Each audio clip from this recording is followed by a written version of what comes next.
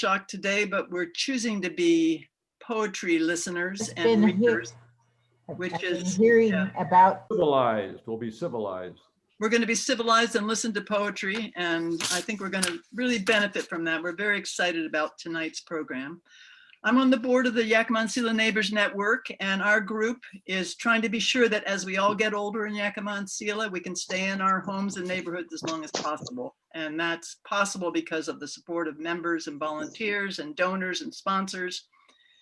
And we especially want to thank Tri-Ply Construction, who's a sponsor of ours. And we recently got a grant that we're really excited about from the Yakima Valley Resilience and Response Fund, which is a collaboration between the United Way of Central Washington, the Latino Community Fund of Washington, and the Yakima Valley Community Foundation. So we're grateful for that.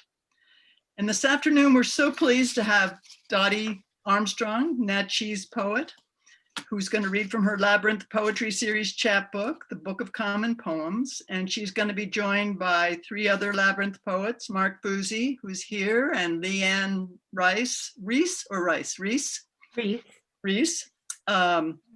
and Ed Stover, and also by Yakima poets, Donna Raforth and Linda Brown. And we're going to have Dotty start in just a minute, but we have just a few logistics. Chrissy's shot, who's at the next to me at the top, at least on my screen, I don't know about yours. We are both co-hosts, and having 2 hosts makes us confident that our internet connection will hold no matter what happens to one of us or the other of us. We hope you have your meeting ID and passcode available in case you lose internet connection, but we hope that won't happen today. And we're going to be recording this session so that people can see it later on our screen. So Chrissy, you want to talk about that for a minute? Yes, we'll be recording for our website. So we have an archive of old recordings. So you can check that out on our website. I'll be sending a feedback survey email after our program tonight. So you'll see that, and that'll have a link to our website with the survey, and that's it. Be sure to turn off your camera if you don't want to be seen. Yep. And also turn off your mic during the reading once we get Dotty going so that we don't interrupt her. Yeah. We'll turn our mics off. Yeah. Great. Thank you. Remember that. Okay, so Dotty, you are on. Welcome. And Chrissy, you're going to spotlight her, and we're going to all turn off our so go ahead and mute. We're going to mute ourselves. Okay. All righty. Thank you, Mary Lou. And let me first show my book. This is my book after having been selected as a Labyrinth poet. There are 6 Labyrinth poets. I am the 6th one. And just so you know, if you would like to get my book, you can get it for $10 at Inklings bookstore. And if you want to get it, but you want them to mail it to you, you need to call them. It won't work to try to get it online. So anyway, I thought that before I start reading my poems, because I haven't spent a lot of time in this area, in the Central Washington area, and the other poets that will be reading this afternoon have spent more time in the Central Washington area, I thought I would tell you a little bit about myself. So I grew up in Seattle, and I lived in Seattle for 67 years, which is really a long time. So of course I saw lots of change in Seattle, not necessarily for the better, but lots of change. And when I was growing up, I did not write as a child. I made things as a child. I made lots of things. Everything I could get my hands on, I would try to make something out of it. I did begin to write in high school. And I managed to become the editor of the literary magazine in high school. And so I had a leg up to put lots of overly sentimental, dramatic teenage poems and stories in that magazine. And when I look back on those poems, I cringe, but I'm sure other people have stories that are similar to that. But anyway, after high school, I went to Washington State University. I dropped out after a semester. Then I went to the University of Washington. I dropped out after a quarter. And obviously, I was not ready to settle down and go to college. So I was just not ready to settle down and study. I saw an ad in the paper for United Airlines. I answered it because I was just not knowing what I wanted to do. I was hired as what was called a stewardess then. And I loved it for many years because I love to travel. I love to travel as much as anything. I love to fly above Seattle weather. I really did not like the gray weather in Seattle, but I had so many connections in Seattle that I never thought seriously about leaving Seattle. And of course, if you're a stewardess in those days, and still, I think, you get free passes anywhere in the world. So I went all over the place. I went to Europe, Fiji, Hawaii, Central America, every place I could experience. And the other thing about being a flight attendant, and I think this is still true, you don't have any supervision really when you're on the airplane. And I really like this. I'm not a person who likes to be supervised very much. So I flew for 16 years, which is a pretty long time. And the last couple of years, I decided that I should have a job where I used my brain a little bit more. So I decided to return to the University of Washington. And it wasn't that hard to go to school because I could fly for 3 days and then I would go to school for 4 days. So I did manage to get a Bachelor of Science in Psychology. And then I continued on and got a master's in social work. And I began to think that I could be a therapist, a psychotherapist. And by this time, apparently I was ready for college. So, but I did not take any writing classes. I was just bent on a career change. So I was a psychotherapist for 16 years. Most of that was in private practice.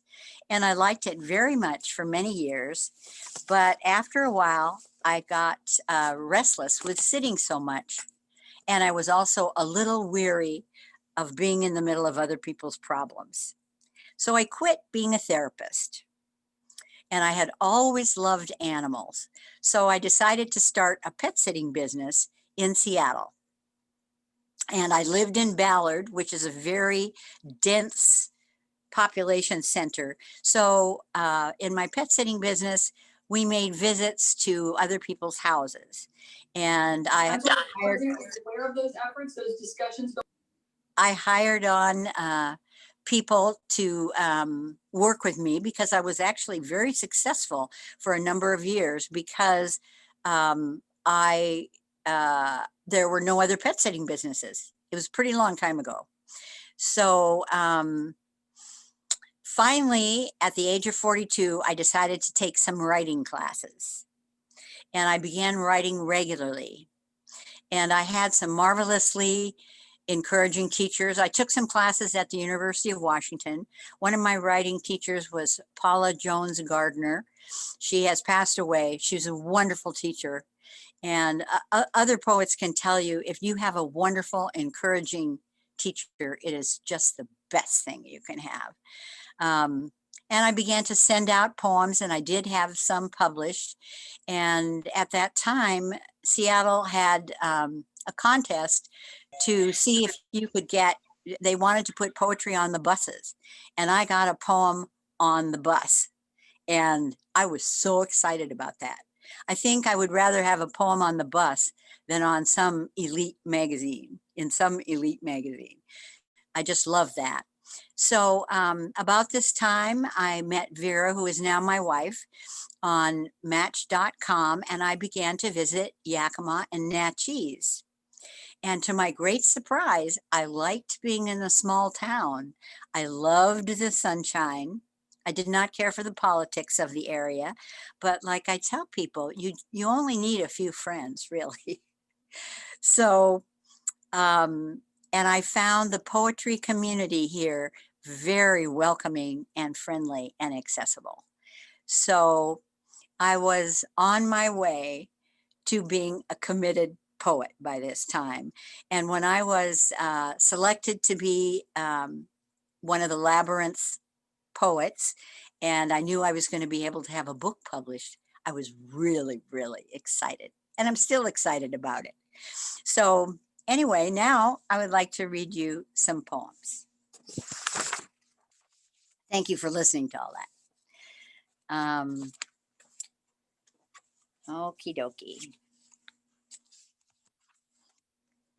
Okay, the first poem that I'm going to read is called Living on US Highway 12. I never thought I would be living on a highway, close enough to hear the trucks drum at night, the whiz of vacationers in the morning.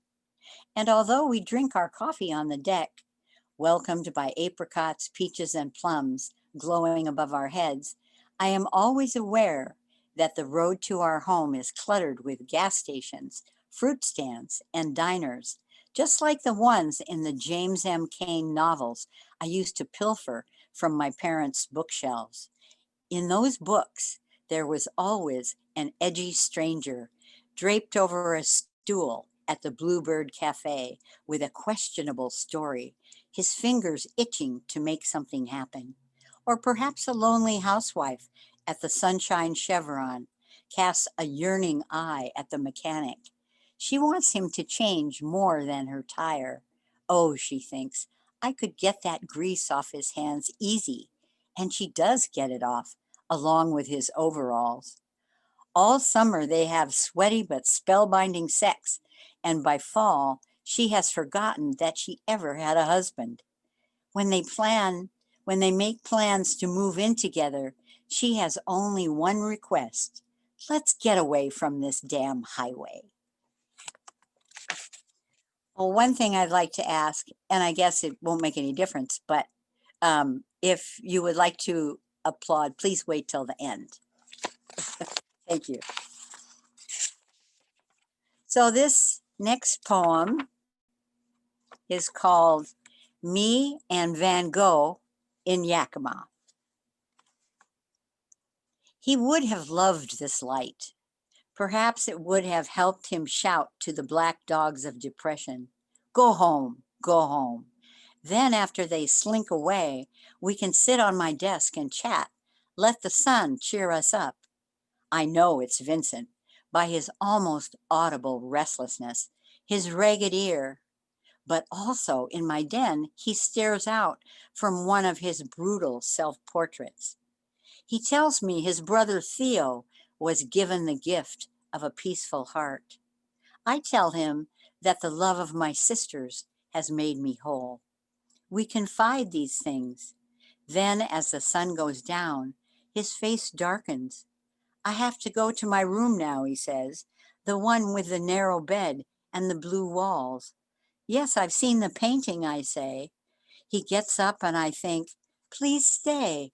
I want him to see the starry night, how the moon lights up the apricots. I want him to be happy. But of course I know it's too late. He could only put the light in his paintings.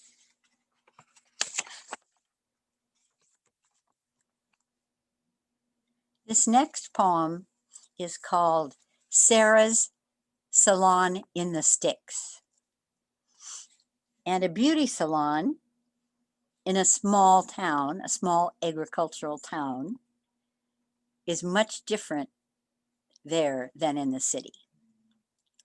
In a converted garage, she entertains all heads of hair, old men, kids who can't sit still, Middle-aged women trying to lasso a fistful of glamour. 18-year-olds who want something spiky and horrifying. She comes up with it all. Why, a teenager just left here who from the neck up looks like a porcupine, but she's smiling ear to ear. Sarah is a country girl, apple-cheeked, wheat-colored hair, married to a man who breaks horses, lives to nab a 4-point buck. She offers me a perm for 50 cents a rod, or a pretty good cut for a quarter of the price in town, and gossip just as good. I'm still attracted to my husband, she whispers, since her daughter is hovering in the next room. But I just wish he would let me do his hair.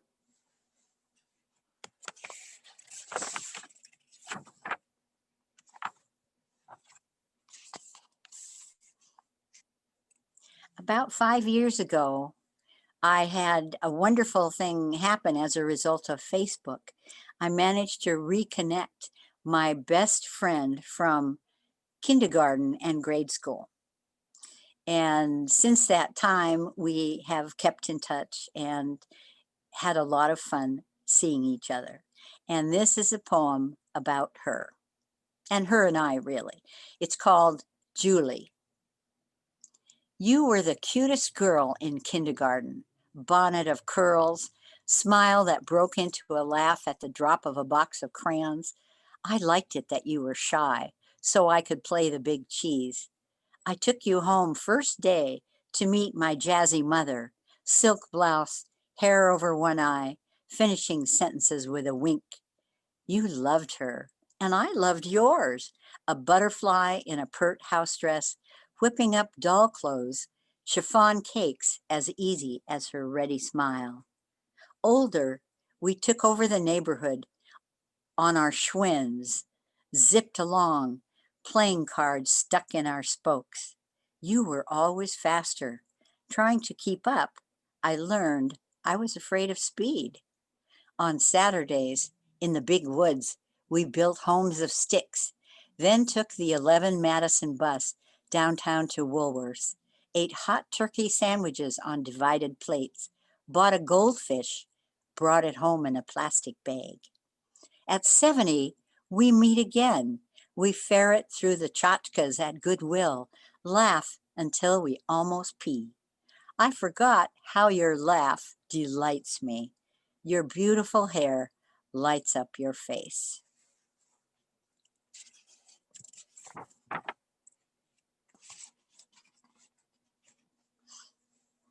As I have mentioned, I love to travel, and planes are not so comfortable these days. And of course, you can't travel on a plane now or a train. This is a poem that I wrote when my sister and I took a train to Montana. It's called The Grown-Up Sisters Ride the Empire Builder. The table sleeps in its own pocket, opens between us like a butterfly. There is a map hidden in the middle of a magazine where at any moment in time we can find our spot. The svelte closet is just big enough to hold our 2 jackets. We sit facing each other, spreading our fingers to show the extra room beside our hips. When the porter asks, "When shall I make up your beds?" we try to act like we do this every day. My sister rises. Her beautiful hands close the door on the world. Her hands are twins of mine. They are a rare, uncomplicated legacy from our dead mother. Of course, like all strong statements, this one's not quite true. Only in coma did mother's hands rest easy on the blanket bindings. In life, every reach seemed to quiver her fingers with tension, but not now. My sister nests herself in her seat, and we move silently and smoothly forward. In the dining car, we play a game of naming wildflowers. I toast my sister with Scotch broom, Shasta Daisy, she says, motioning out the window where hillsides sparkle white. We explore the basket of rolls, basket of rolls, and the little packages of everything. A twinkling man joins us, the age of our dead father. Only this one makes us laugh. He shines his smile all over the table, shows us a photo of his family as if it is a treasure. Alpine gold, I whisper in my sister's ear. There is a shower where actual water sprinkles down my back. I can feel the rhythm of the tracks under my feet as we race through the Columbia Gorge. I like walking through the car in my pajamas. Back in our miniature room, wrapped candies sit on our pillows. We eat them, even though we have just brushed our teeth. We crawl into the bunks that will rock us into Idaho. The last word my sister says to me is foxglove.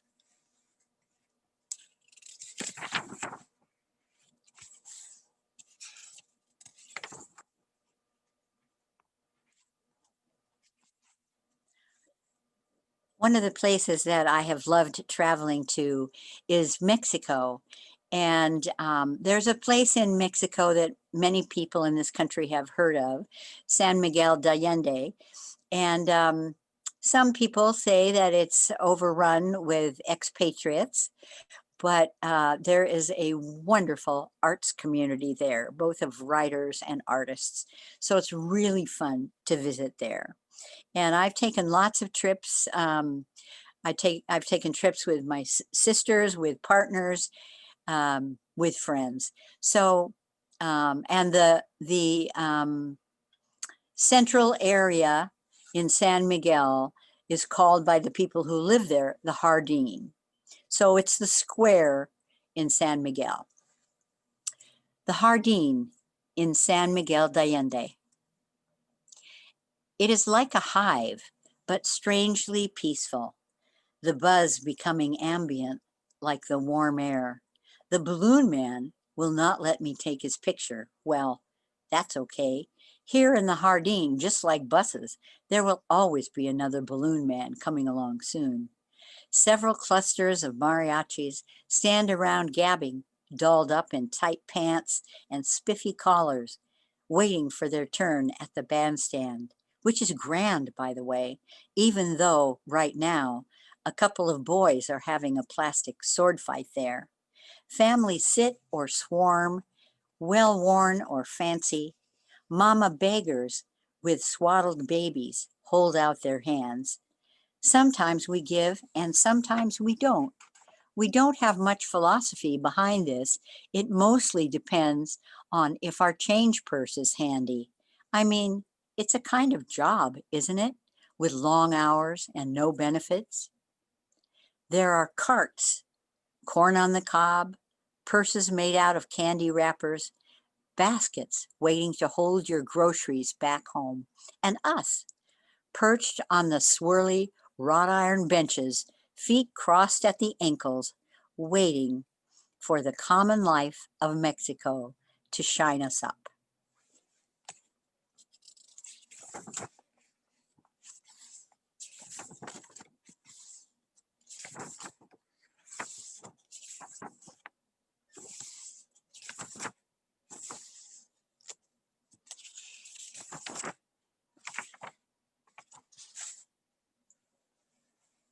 This is a poem called Osprey.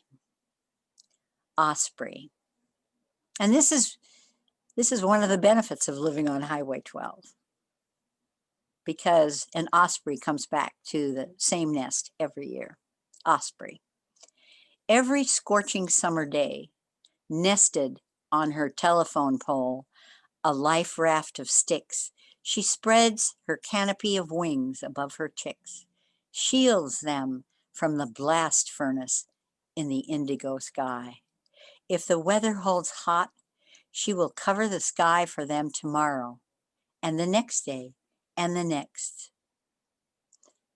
Her wings on fire, but her chicks under her reliable body, cool enough to live another day.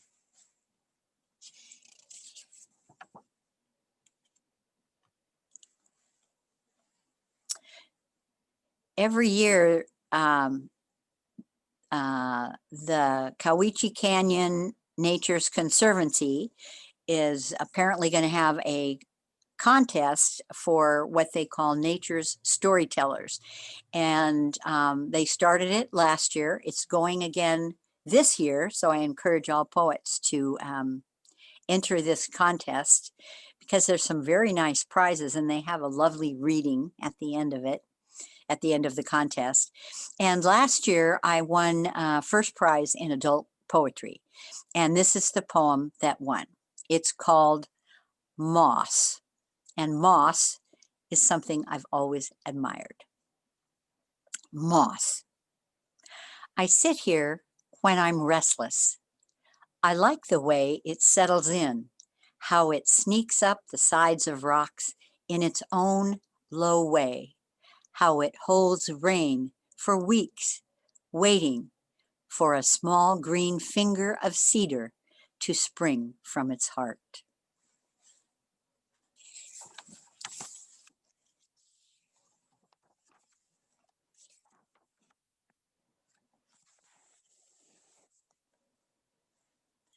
About 25 years ago, the bluebirds, which had been plentiful in the Weenass Valley, began to disappear because human habitat was encroaching on their territory and they did not have enough territory.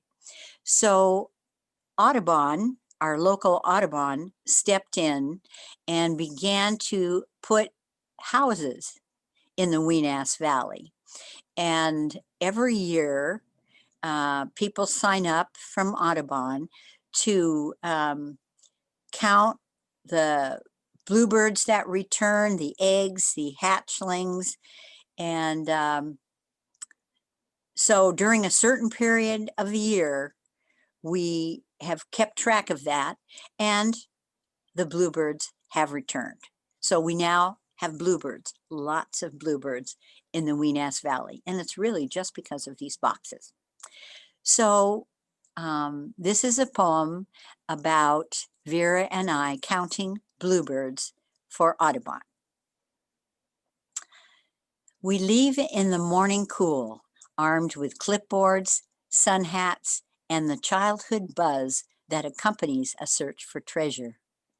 I never thought I would find love this late in life, much less easy love, but here we are, laughing, graying, and ultimately fading together. In the Weenass Valley, where the formerly brown hills explode balsam root suns, we hear wicka, wicka, wicka, and when we look up, a northern flicker twirls, shows us his white rump, jazzy leopard wings. We turn to the side of the road for the sky blue roofs of the boxes. I knock softly on the side of the first to give warning, a chance to escape. You lift the roof. She's here, wide-eyed, frightened, but doing her job. The shawl of her azure wings shelters 5 aqua eggs the size of dimes. We record the data, but with such silly smiles, you'd think we'd laid these eggs ourselves.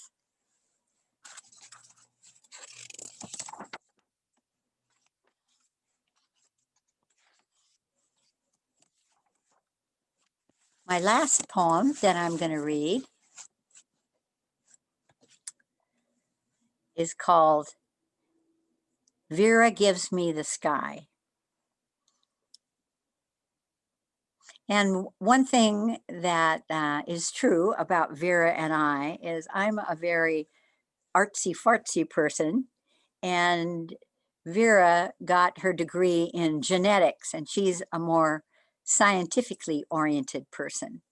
So we bring those things to each other at our best. That's what we do.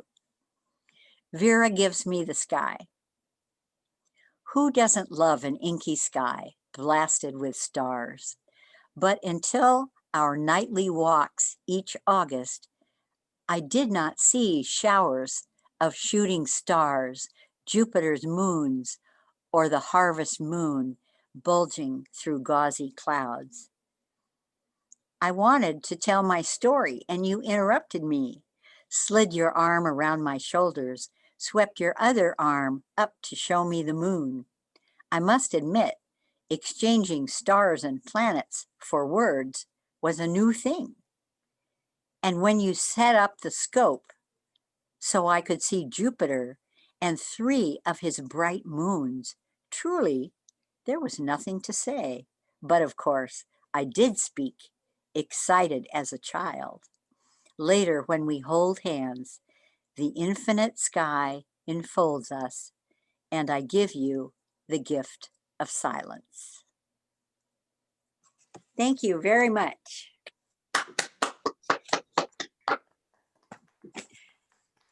And now I would like to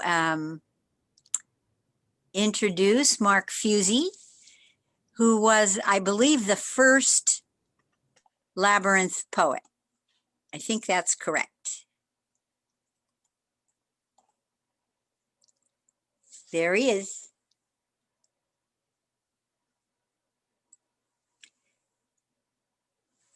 Unmute. Okay. Ask me a question. Don't ask me questions. Just show me something. Hi, it's good to see you all here today. I want to thank Elaine Smith for selecting my poems. I'm not one really to seek out publishing. The work of trying to get published to me is just not all that interesting. I'm really more interested in the craft and the process of doing the writing. But I'm going to read a couple of poems from the book, which surprisingly, which I was surprised to see kind of held up pretty well. I apologize for the dog barking in the background. We're all working from home. So,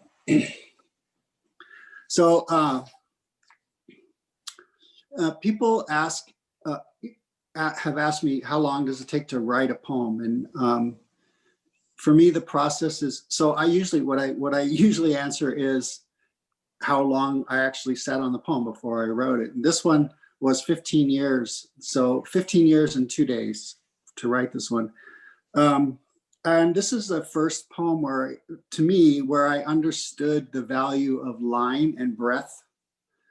Some of you, I don't know if you know, but I didn't write poetry before I moved to Yakima. I was actually a short story writer. My master's degree is a collection of short stories.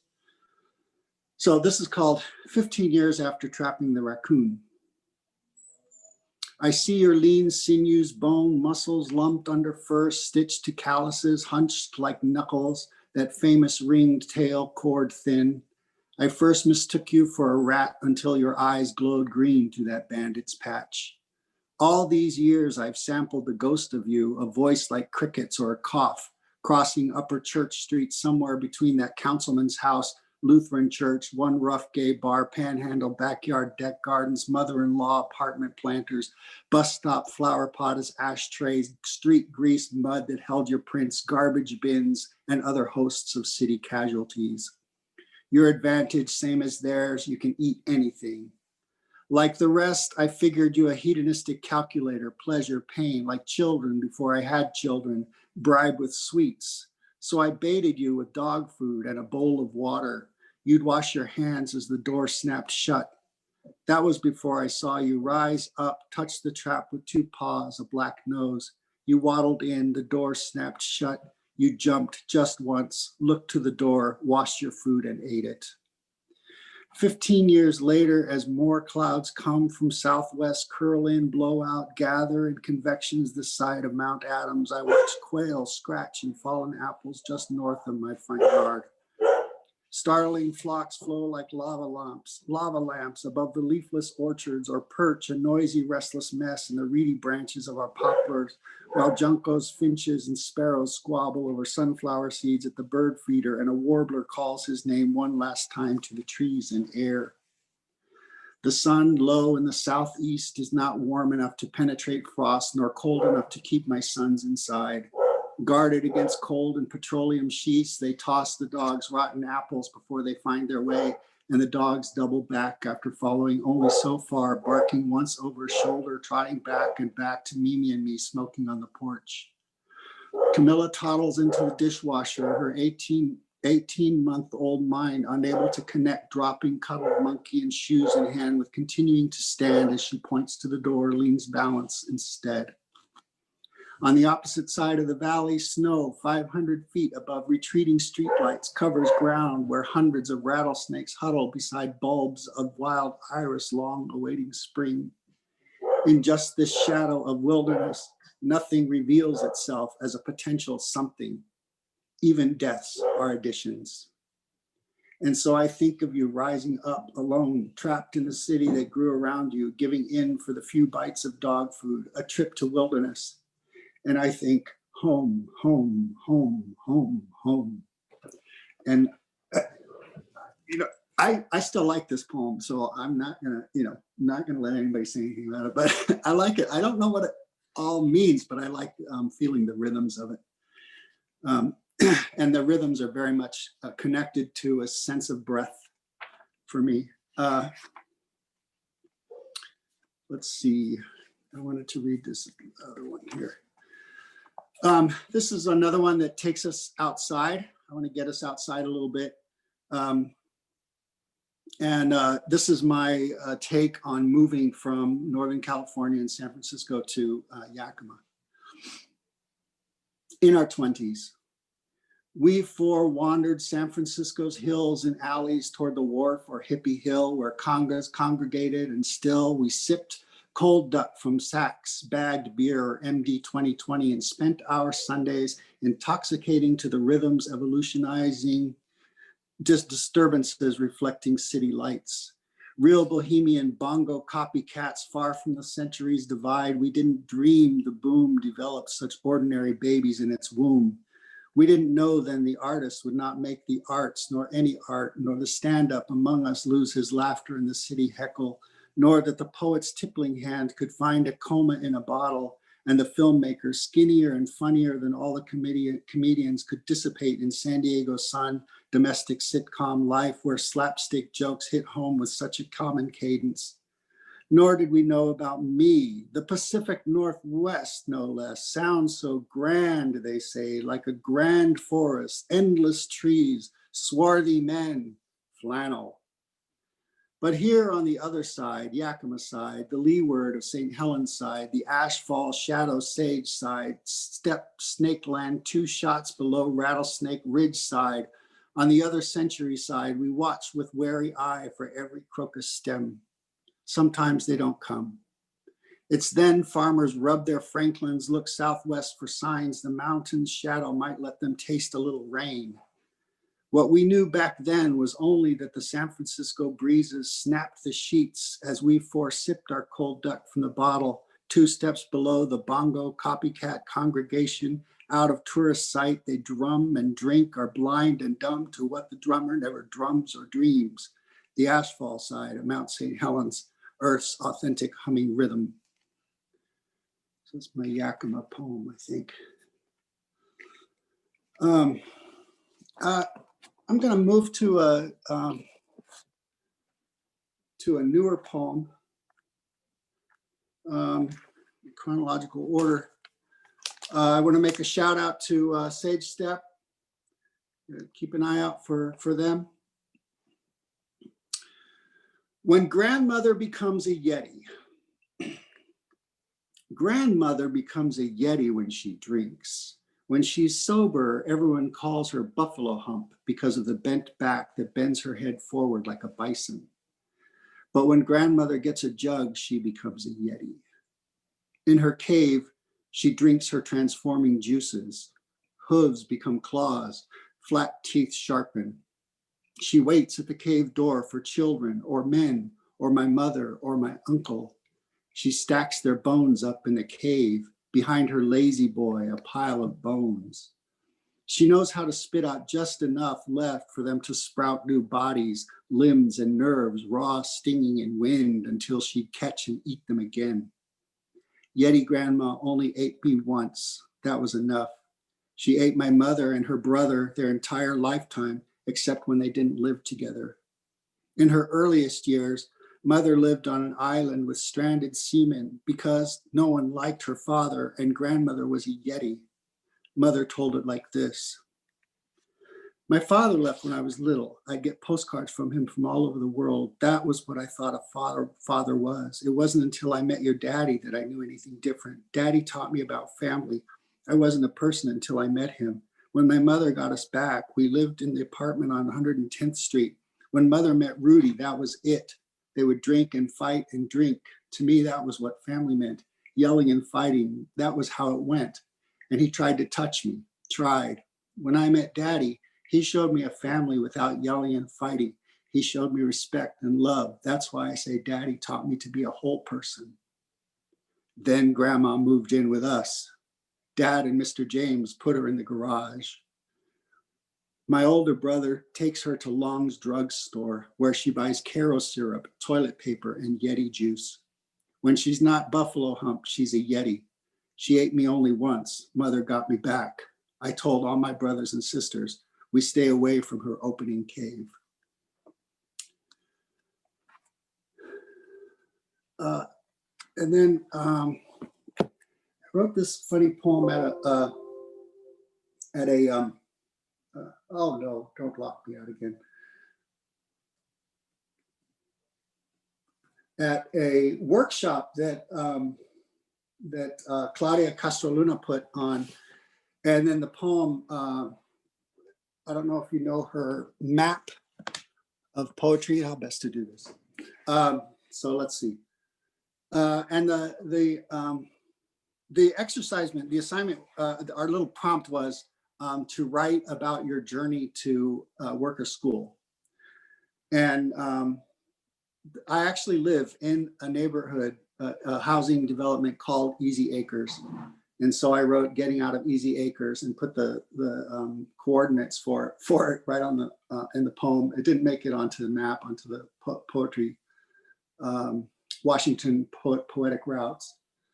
But here it goes. You'll see I didn't quite make it to work.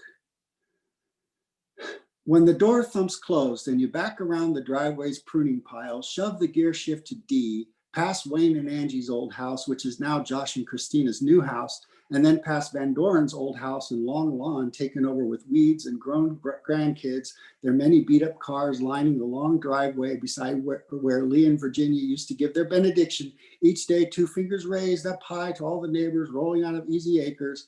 Turn onto Easy Street, which runs right into Crestfield Curve, downhill, pastel houses bordering both sides with their sodded lawns, except that one in the flats where you talked with the guy while he was spreading seed and sand, the dogs waiting patiently on their leashes, him eschewing sod to do it with his own hands. And damn the weeds, we have tools for that. Cross 68th Avenue, a dead end, the only tree-lined street in the neighborhood, young flowering pears, to the stop sign at 64th Avenue, where across the street, shaded in cottonwoods, the trailer park you've never been in uninvites you again behind its barrier of mailboxes.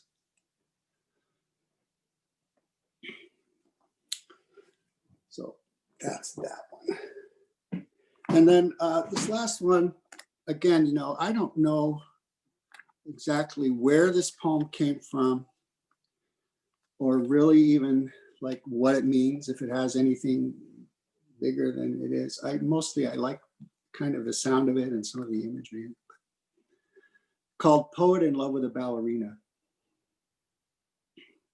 I've been sick all weekend and don't feel much better. The celery heart you gave me had soft spots I couldn't repair, so I cut them out, and that is what has me ill. Not the parts cut out, but the portion remaining. You actually said, I've never had anyone quite like you, and lingered, fingers above my lips, to calculate the cost of making love with me against the time apart from those other loves, the barre, floor, rehearsal, your art. I prepared the celery heart with cream by your direction, but with the flourish that is my art. It was delicious, you ate it all.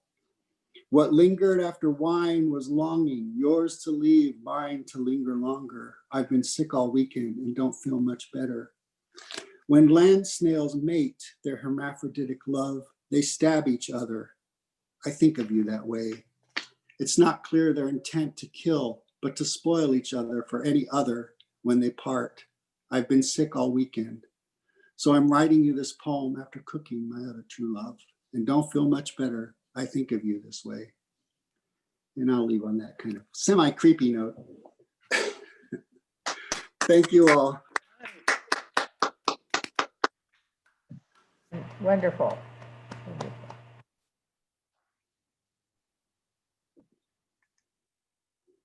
Dottie, you going to unmute yourself?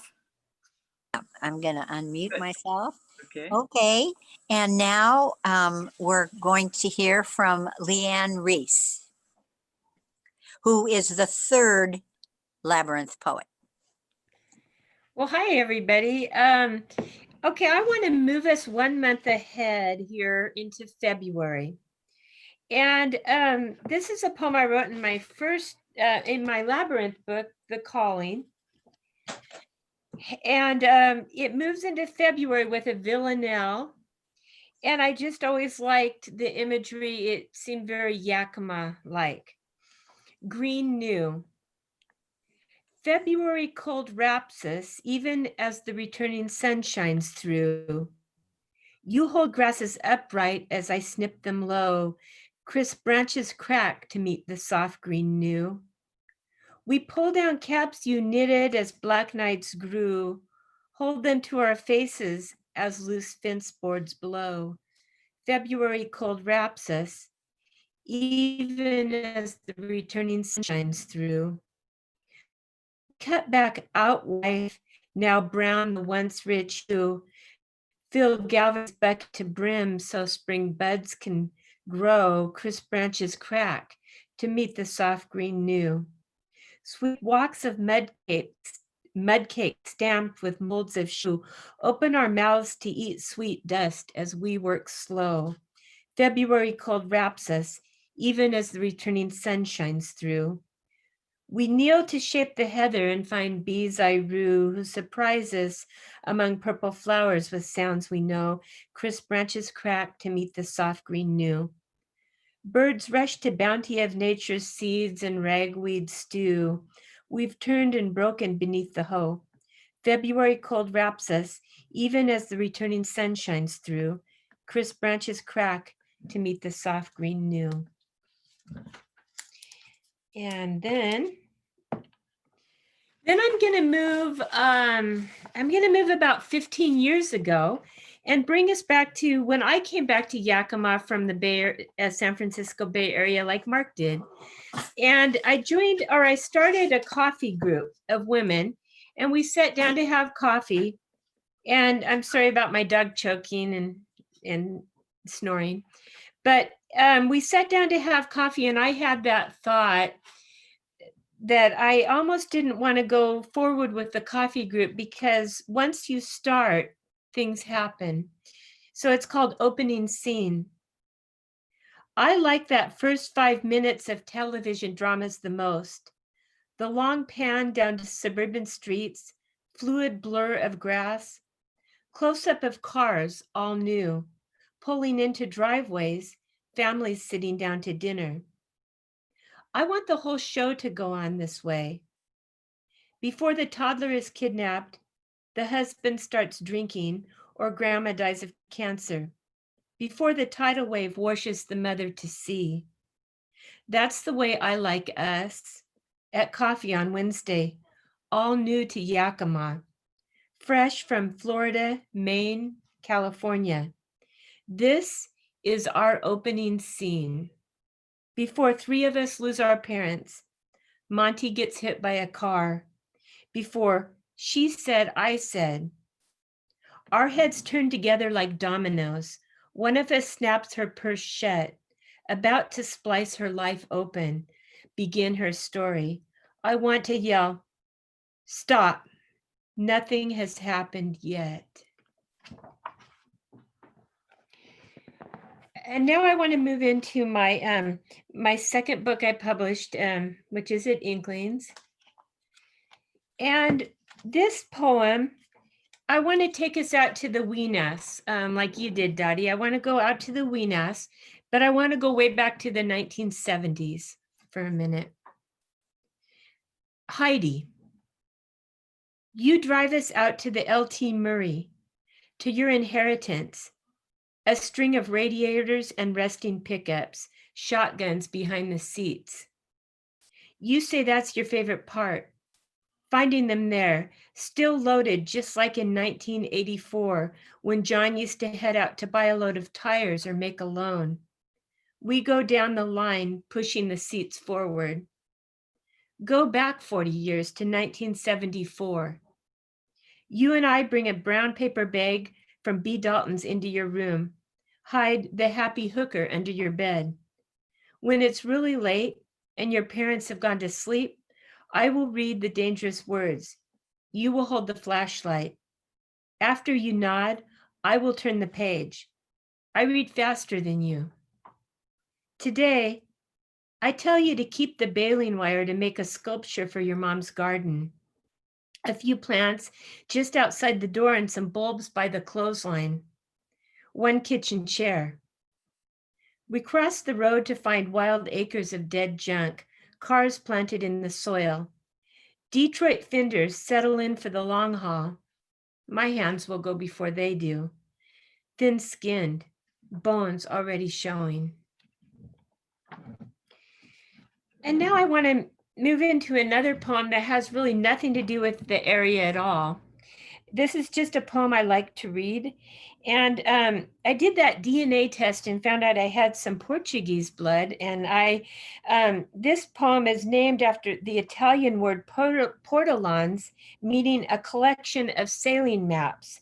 And it was a type of nautical chart from the 13th to the 16th centuries. And I've always been interested in maps. Portolans.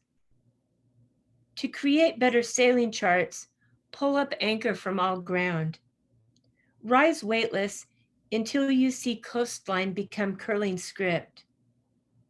As you chart further, there are rival map makers who snake in their plans. I don't know if their maps orient south or to the sacred east, but I know they bring weapons as well as charts. So stay where you are, still your hand, or continue to draft the restless sea. Sketch terrains you may never reach, include dragons, gods, and at the farthest point, a utopia.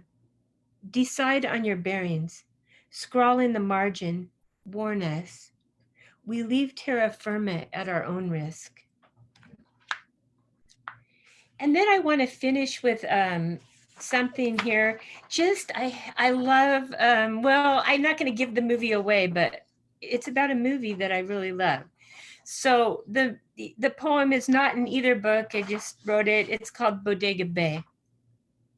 She chooses a pair of lovebirds from the pet store, departs, drives north with the caged birds, the sea on one side, the sea.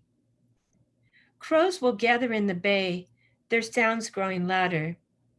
Just as they have discovered that dropping a nut on the ground will break it open, some small synapses in their minds have connected to realize that together they can manage large animals. Some loose hairs fall from her scarf as she takes the turn on Highway 1, the coast highway. Birds are also flying north, seeking the bay and salt air. They blacken the skies, gather on phone lines. School children pour from a white schoolhouse. They are from another time. Their knees peek from short pants and skirts. They scrape their knees and cry when they fall. Now birds have drawn blood. Always, she is looking for a man. She will charm him away from his overprotective mother. She will flaunt herself in front of an old girlfriend. She will tease him, and won over, he will become her protector, which is good, because flapping masses of wings will fly down a chimney and dive at her. All of the blonde hair will fall and blood will flow, screams and screeches. They say the actress never recovered from that scene. She and the man drive away in a car, south toward Santa Cruz. Birds notice. It is my favorite movie because of the sea, because of the gathering darkness of the crows. I've always loved a good murmuration. Because of the camaraderie, a car at night, driving down Highway 1, the smell of his cologne. That's all I have for tonight. Thank you. Thank you, Leanne. Thank you. And now we will hear from Ed, who is the 5th Labyrinth poet.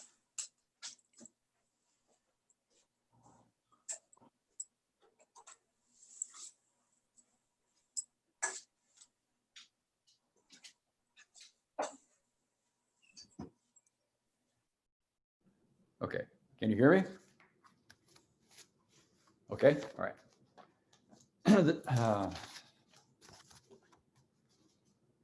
This is my book, which came out about, well, just a little over a year ago.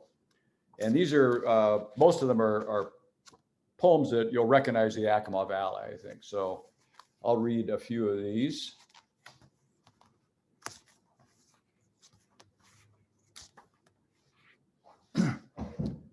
The first is Mother Washes the Clothes. During the war, we lived in Chicago, where the summers were hot and the basement was cool and sweet, with the smell of soap, Duz or Lux or Oxidol. I remember how the washing machine rocked and the agitator churned and my mother sang a song. And when the machine finished the cycle, something clicked and the water drained. Load upon load, lights and darks, yellows and blues, mother's strong hands guiding the wet clothes from the tub up through the wringer. Like a dance, one hand lifted, the other caught, and the wash moved one side to the other, the damp, crushed fabric writhing in the sweet air. Sneaking down to a wicker basket, which mother hoisted to her hip and carried to the sun-drenched yard. Somewhere, men were dying. At night, we could hear gun batteries boom on Lake Michigan, practicing for the war. Everything was far away. The war, the wars to come, the rest of my life, the sadness, the joy. Here there was mother, tall and kind and beautiful. She stood in the green yard, reached into the basket, resurrected each sock and shirt and sparkling sheet, and snapped them back into life. She pinned each to the weathered clothesline that spanned the yard, and the sheets billowed white in the sun. I should have pointed out that obviously that poem was not in the Yakima Valley. That was in, when I was a kid in the early 40s, I was just a little guy. We lived in Chicago. My dad had a war job in Chicago, so we were there for about, I think, 2.5 years, something like until the end of the war. So this next one is definitely a Yakima Valley poem.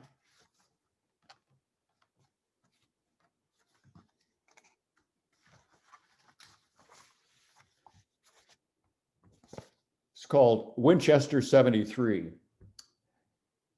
Always evening, this scene with nighthawks, wings whispering the dusky air, the cattle lowing in their pens by the slaughterhouse.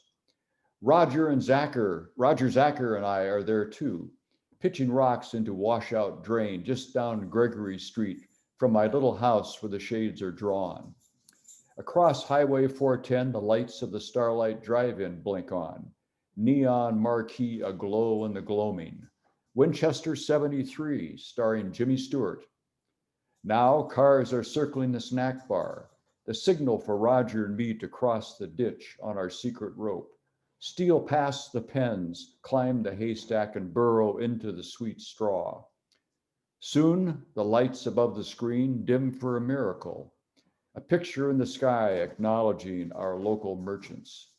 The speaker boxes speak in one voice, and our lives become clear. I will be a forest ranger when I grow up, and Roger a sailor who sees the world. Now Jimmy Stewart acts out the legend of Cain and Abel. The boys in the back of the parking lot drink too much beer, and the windshields of the lovers condense in a fog of desire. Soon Porky Pig will stutter, "That's all, folks," and my mother will lower the boom in the little house on Gregory. I will look up to see a silhouette in the open door like a finger waving.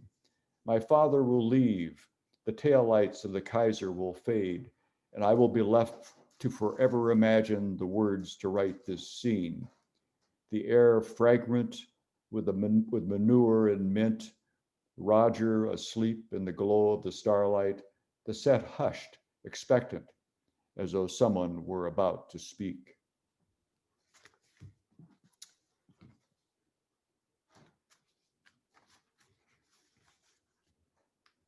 Here's another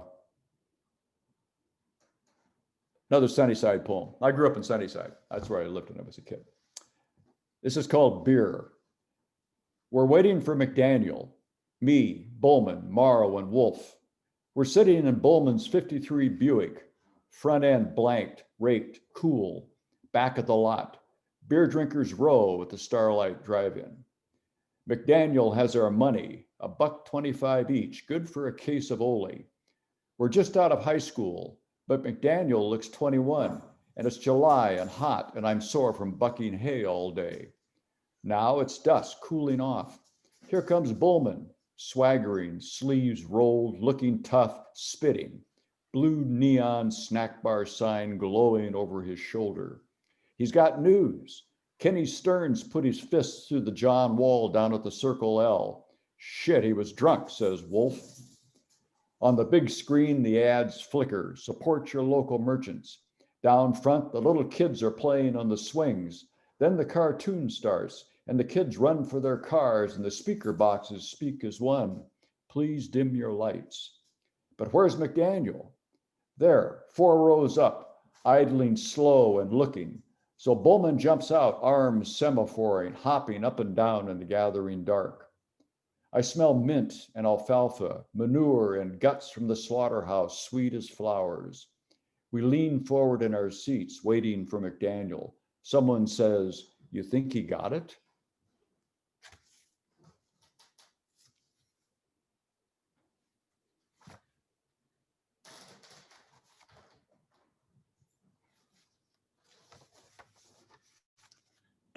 This has also got the Starlight Drive-In in it. I miss outdoor drive-ins. They were a lot of fun. This is called Oatmeal and Raisins. I am alone this morning, me and a bowl of oatmeal and raisins in a booth at the Powerhouse Grill. The world around me is going about its business as I go about mine, savoring my cereal, soothed by the white noise of the restaurant, murmur of voices, tinkle of dishes and silver, the comings and goings as regular as the sea. Then I hear someone calling my name. "I thought that was you," says an elderly woman across the aisle, and I think I know her. Can feel the syllables of a name forming on my tongue, though I'm not quite sure. Nor can I explain a sudden longing, the ghost of a smell, a sensation of moonlight, of soft summer air. So I lob her a mumble and meet her friend Harry, a balding old bird who smiles and nods. I see that he's sizing me up, both of us over the hill, still going through the motions. And the dustbin of memory stirs, the aging synapses spark and fire. Yes, it is she, a classmate I necked with one night at the Starlight Drive-In. "How are you?" she asks. "Oh, fine, doing fine," I say, remembering the 1953 metallic green Chevy, the two of us snuggled in the front seat, my arm around her shoulders, my fingers, those good little soldiers, finding their way through the buttons of her blouse as we pretend to watch the movie, remembering the snack bar sign winking blue, the night air sweet with mint from the fields, the glow of her breasts, nipples dark and hard as berries. As now she asks, "And whatever happened to so-and-so? And my, it's hard to believe we're this old." While around us, the eggs and pancakes keep on coming, and Harry is antsy for his omelet, and I sense something shifting, possibly the moment, possibly our lives, a page turning, telling me it's time again to say goodbye. I'll read one more.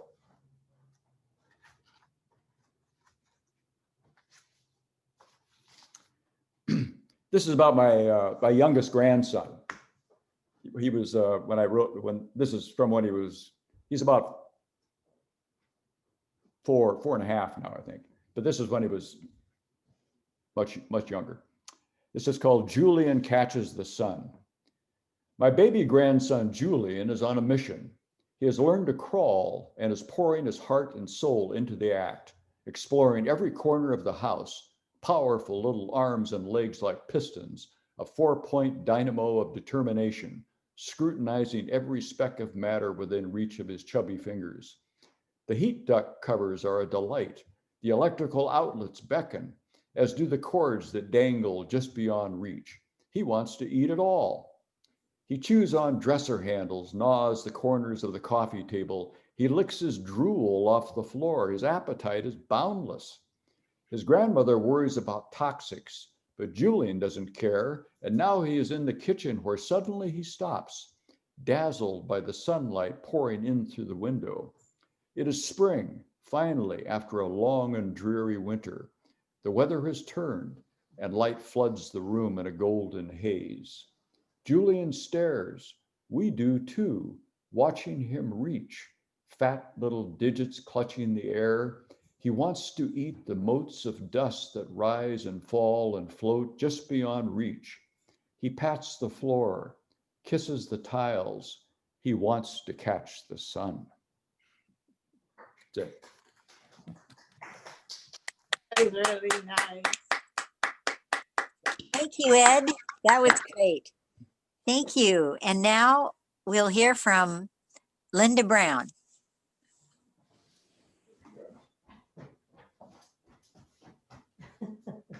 I'm here.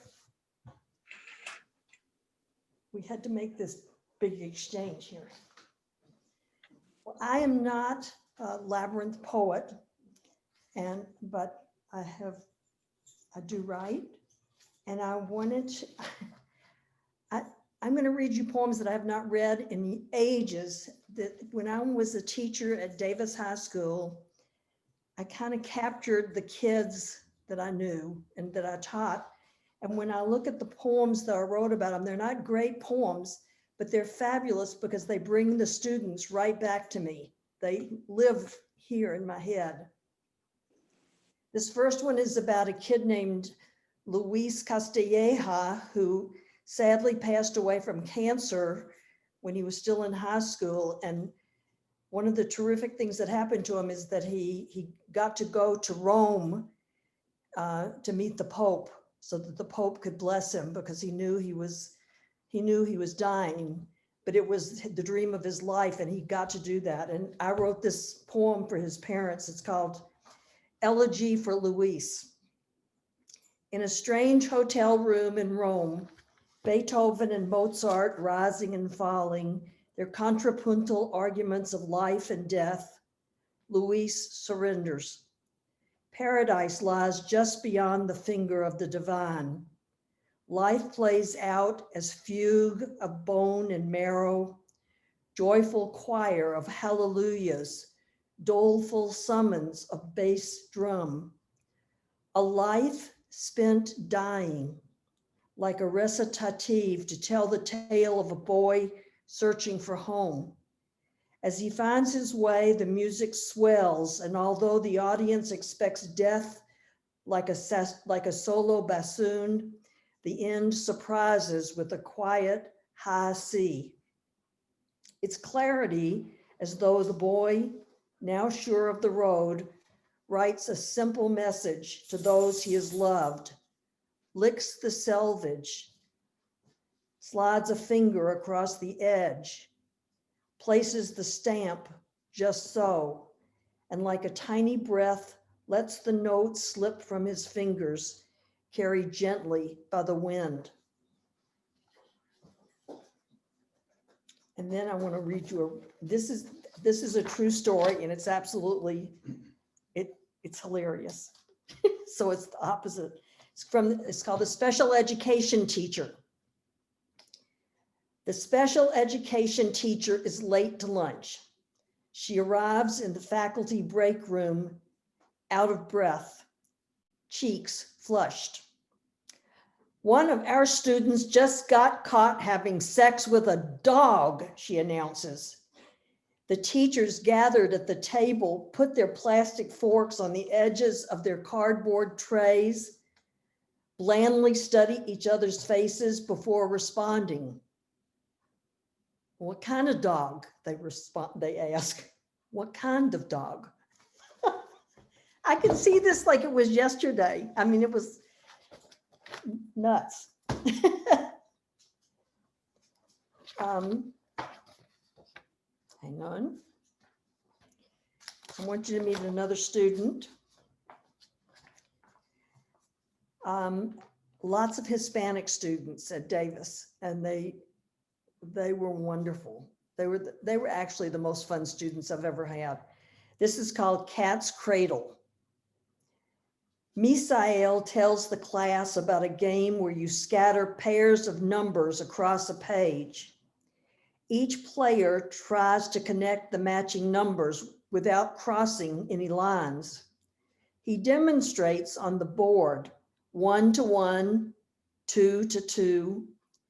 It's like trying to connect Michoacan with Washington. You can try to draw the line, but sometimes you get your wires crossed and you make mistakes. Like life, he says. You try to find a friend just like you, and you mistakenly connect to some guy who wants to drag the Ave and shoot out tires. You try to discover the perfect girl, but you end up with a girl who thinks she owns you. It's a dangerous game, he says, like playing with electricity when you're a plumber. I miss these guys. Oh, this was a kid, this is an Asian kid who ended up in the military. Sung Chen. Sung is counting his days until he can go to war. He wants to kill someone. He's not particular. Iraq will provide him some good target practice. He'll take his M16 and shoot the dust until it parts like a curtain. Then he'll take out the players on the stage. No regrets, he says, just doing what I'm trained to do. And I won't come home messed up like some of those soldiers from Nam, all crippled with remembering. I'll come home with medals on my chest. They'll say that Korean kid is a first-class killer, and I'll spit into the dirt each time they read the names of the dead. Wow. Yeah. One more. Well, maybe that was it.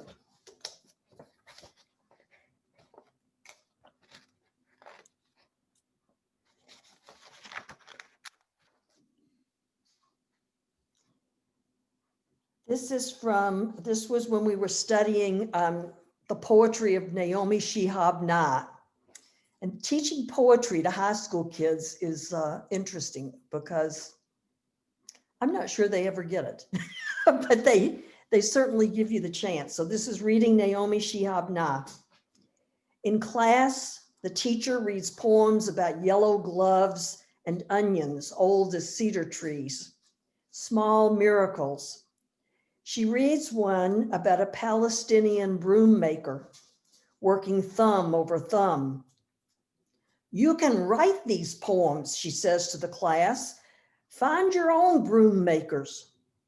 Laughter swells. We have Bafaro, someone calls, and everyone laughs, thinking about the school's vice principal.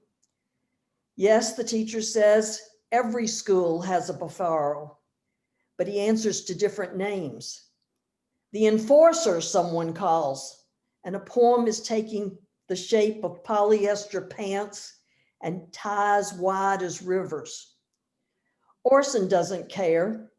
On his desk, he has Sports Illustrated, the bathing suit edition. Tyra Banks in a red polka dot bikini lies just below his hot fingers. Tyra Banks is more than real rules about attendance. This Tyra is worth attending to. Orson, the teacher's voice echoes across a beach in Cancun, as though it has traveled many miles. Orson, can you think of a small miracle? He pauses. Yes, he says, looking up from the magazine. White sand, black skin, and strawberries so cold they hurt your teeth. Thank you. That was really Thank good. you, Linda. And now we will hear from Donna Raforth. Thank you very much, Dotty, and thanks to the group for inviting us and including me. I appreciate it. Many of my poems, like a lot of poets, are inspired when I'm outside on the Greenway or hiking in the mountains or something. And this group of poems are all of that sort. The first one is titled "Watching the Hawk." In the sky, moving from blue to cloud backdrop, the hawk catches my eye. I stand head tipped far back, following her soaring, gliding, her pivoting red tail catching the light, controlling her flight. As my neck grows stiff, the hawk's widening circle moves east. Soon, only a dot marks her passing. This one, like one that Mark mentioned, was part of Claudio Castro Luna's Washington Routes project. Its title is Day at White Pass. Mid-morning sun strikes curving cornices heaped on tree stumps and fence posts. Glistening winter garden glitters, suspended in still air. Limbs sag as snow loses its grip, thumping snow bombs. Flakes follow, melting off needles through crystalline glare. Sunlight advances, warming until afternoon, temperatures decline. Glazing surfaces, freezing drips into tiny hanging icicles.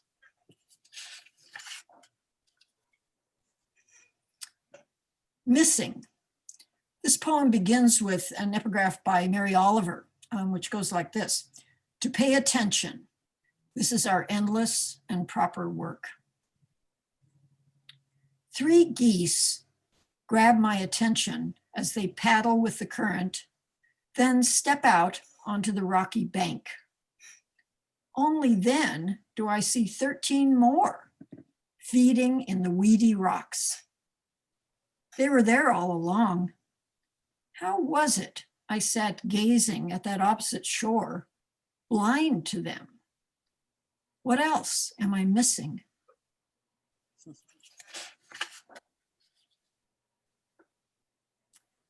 Winter near the Yakima River. Gravel beds sheathed in ice, cottonwoods stripped of leaves. 3 crows march across a frozen pond, black against white.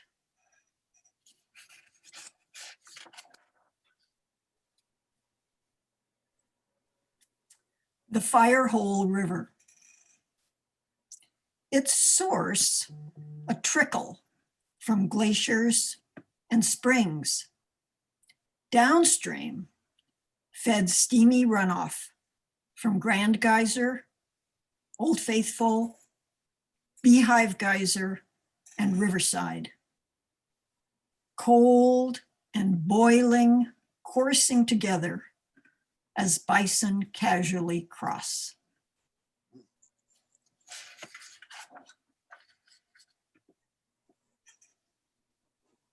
This one's titled Kestrel on a Wire. What if I am born a kestrel in a previous life or a future life? On a wire, looking out, up, down, feathers on my body, rust and white speckled, feathery clouds beckoning me. What if I wonder how to ride a bicycle like that woman? What if I call my partner to dance in the sky, then watch my babies hatch, feed them a while, and never see them again?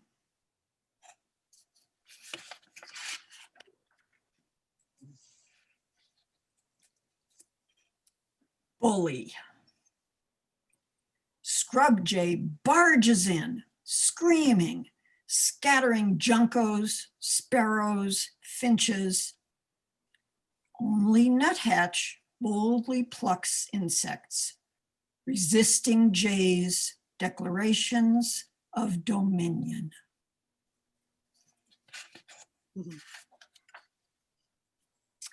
And lastly, the flock. Above the river, a solitary American white pelican. These birds nearly always travel in flocks of 10 or more. Large and ponderous, she wings west, alone. I also go alone. No companions, as I obey social distancing rules. Perhaps she longs for her flock too. Thank you, everyone.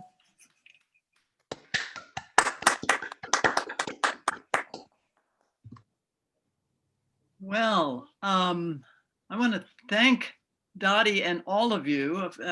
I'm sure we should all applaud at this point. It was a fabulous, intense time, a perfect way to spend a very crazy day, the end of a perfectly crazy day. We're really grateful. And am I right in assuming that most of the books of the Labyrinth books, which I know Elaine Smith is responsible for helping, for setting up, are available at Inklings. And some of the other poetry books that you mentioned, there's a whole Yakima poetry section at Inklings, if I'm not mistaken.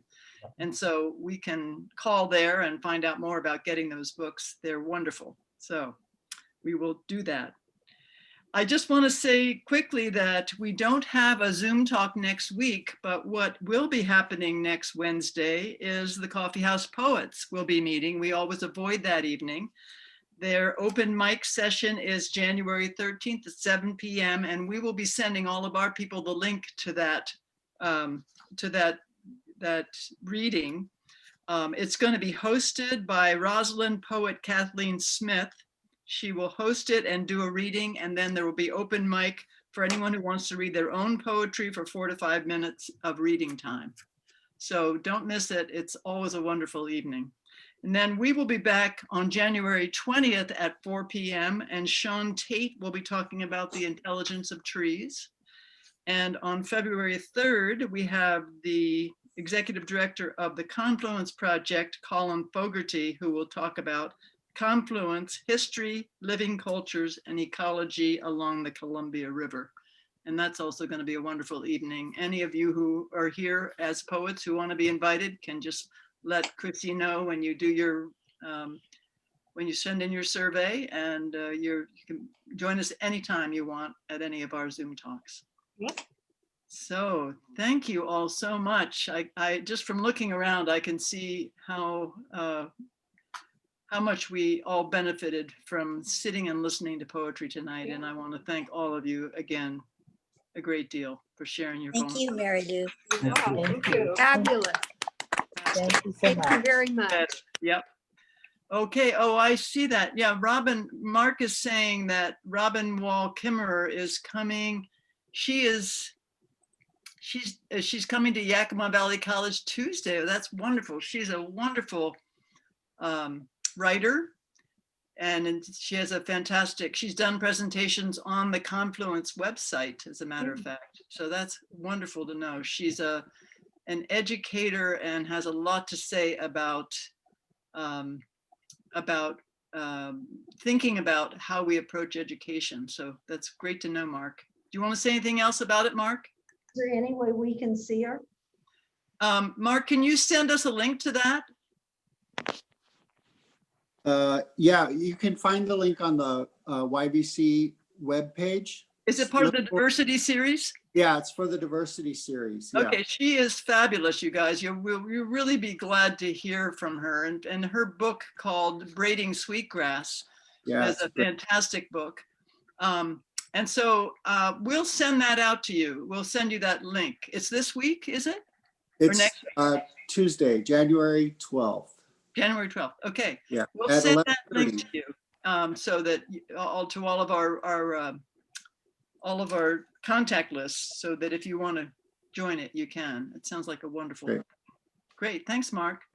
You're welcome. Thank you. Okay. Well, thanks everybody. And Thank you. yeah, we'll hope to see some of you at the poetry reading and then here on Zoom talks. Good night. Peace. Night, everyone. Thank you. Yep. Thanks, everybody.